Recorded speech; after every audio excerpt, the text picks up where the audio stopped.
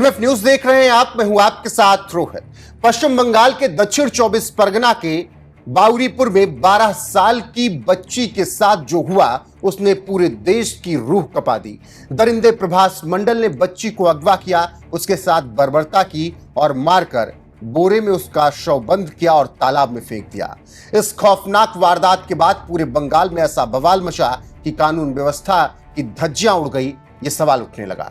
गुस्से से भड़की जनता सड़कों पर उतर आई, पुलिस पर निशाना साधा जाने लगा। ममता बनर्जी ने कैंडल मार्च निकाला और चौतरफा घिरी शुभेंदु सरकार पर तीखे सवाल उठने लगे। सवाल ये कि आखिर बंगाल में बेटियां सुरक्षित क्यों नहीं हैं। ऐसे में मुख्यमंत्री शुभेंदु अधिकारी ने पुलिस को साफ और स्पष्ट संदेश दिया कि 72 घंटे के भीतर मुझे रिजल्ट चाहिए। और फिर बीती रात को बंगाल पुलिस ने सीधा और ऑन द स्पॉट हिसाब कर दिया। आधी रात को पुलिस दरिंदे प्रभास मंडल को लेकर क्राइम सीन पर पहुंची, जहां प्रभास मंडल ने पुलिस पर हमला करने का प्रयास किया। पुलिस का दावा है कि प्रभास मंडल ने राइफल छीनकर भागने की कोशिश की और पुलिस पर गोली चलाने की हिमाकत कर दी। बस फिर क्या था, बंगाल पुलिस ने आव देखा ना ताव जवाबी फायरिंग की और हैवान प्रभास मंडल को वहीं का वहीं ठोक डाला। यानी जिस प्रभास मंडल ने 12 साल की बच्ची के साथ दरिंदगी की, उस प्रभात मंडल का 72 घंटे के भीतर हिसाब कर दिया गया और यह बता दिया गया कि पश्चिम बंगाल में अगर बेटियों पर किसी ने बुरी नजर डाली, किसी ने बेटी को छेड़ा, उसके साथ दरिंदगी की तो उसे बख्शा नहीं जाएगा। बंगाल के बाउरीपुर दरिंदगी मामले के मुख्य आरोपी प्रभास मंडल को जिस तरीके से पुलिस ने एनकाउंटर में मारा है, अब उसके बाद ये पुलिस ने संदेश दे दिया है कि कोई बचेगा नहीं। आपको बता दें कि खूब सवाल उठ रहे थे जब बच्ची के साथ हैवानियत हुई, क्योंकि 12 साल की बच्ची के साथ जिस तरीके से दरिंदे प्रभास मंडल ने ये दरिंदगी की थी, वो रूह कपा देने वाली थी। सवाल लगातार उठ रहे थे कि आरोपी को कब पकड़ा जाएगा। मांग हो रही थी कि आरोपी को फांसी हो। ऐसे में अब उसका एनकाउंटर कर दिया गया है। जब बच्ची के साथ दरिंदगी हुई थी तो उस वक्त कैसे सवाल उठाए जा रहे थे, वो बयान सुनिए। सायोनी घोष किस तरीके से इस मामले पर बयान दे रही थी। देखिए, इसमें कहने वाली बात कुछ है नहीं। There is nothing called your rep versus my rep. अगर किसी ने ऐसे सिचुएशन में जो लोग जुड़े हुए हैं उनको, मतलब मैं क्या बोलूं, मेरी भाषा खो गई है।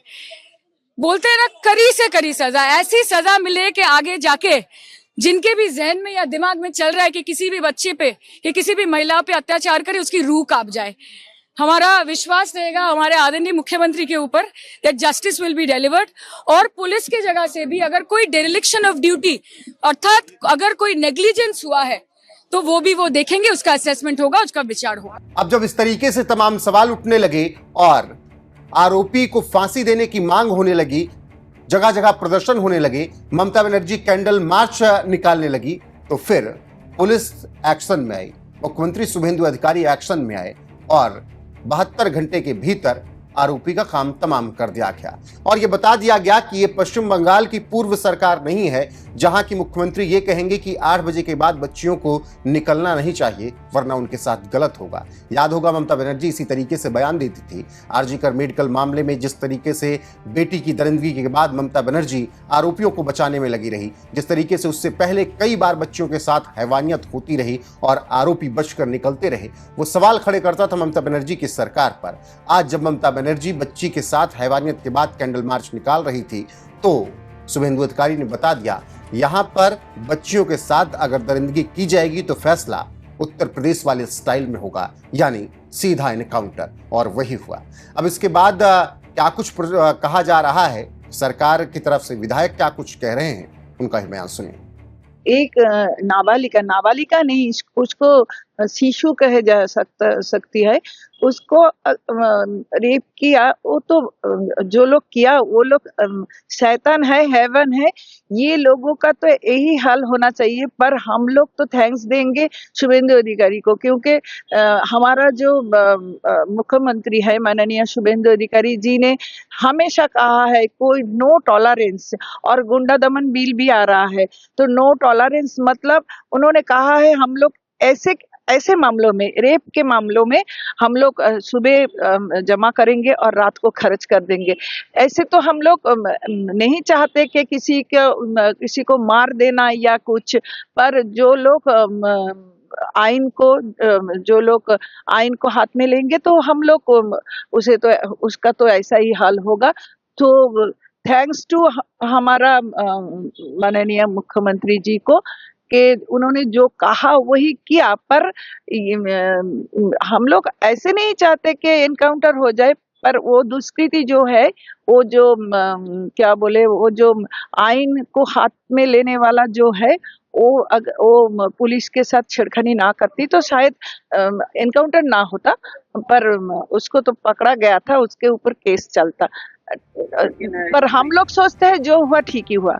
कुल मिलाकर पश्चिम बंगाल में अब इसी तरीके से आगे भी कार्रवाई होगी अगर किसी ने बच्चियों के साथ छेड़खानी की, बच्ची के साथ दरिंदगी की तो।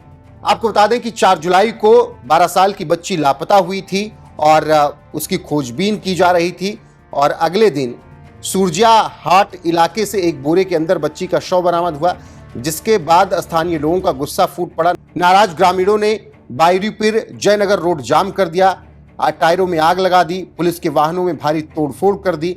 अब ऐसे में लापता लड़की का शव मिलने के कुछ घंटे के बाद ही जब भीड़ उग्र हुई और लगातार ये सवाल उठने लगा कि अपराधी क्यों बचे घूम रहे हैं, तो फिर मामला मुख्यमंत्री शुभेंदु अधिकारी तक पहुंचा और फिर मामला जब शुभेंदु अधिकारी तक पहुंचा तो पुलिस ने एक्शन लेना शुरू किया। वहीं इस पूरे अपराध में शामिल होने के संदेह में एक व्यक्ति को पीट कर उग्र भीड़ ने मार भी दिया, जिसकी पहचान इंद्रजीत मंडल के रूप में हुई थी। पुलिस ने इस पूरे मामले में अब तक 3 लोगों को गिरफ्तार किया।